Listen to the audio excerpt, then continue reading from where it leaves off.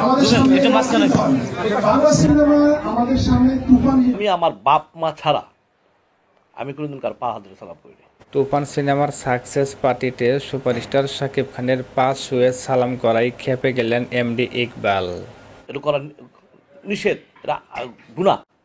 বড় ভাইয়ের প্রতি সম্মান রেখে শুভ যে কাজটি করেছে তাকে অনেকেই সাধুবাদ জানিয়েছেন। শুভকে প্রযোজক ইকবাল আরও বলেন, চামচামি করে কোনোদিন ছবি চলে না, ভাগের মত বাচ্চার মতো বাঁচো।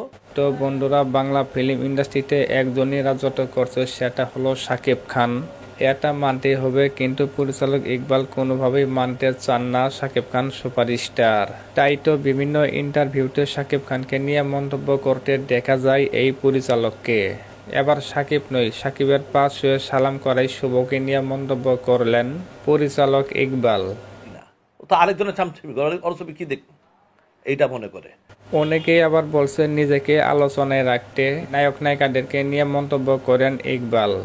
তো বন্ধুরা, আরিফিন শুভ শাকিবের পা ছুঁয়ে সালাম করায় এমডি ইকবালের মন্তব্য করায় আপনাদের কাছে কেমন লেগেছে অবশ্যই কমেন্ট বক্সে কমেন্ট করতে ভুলবেন না।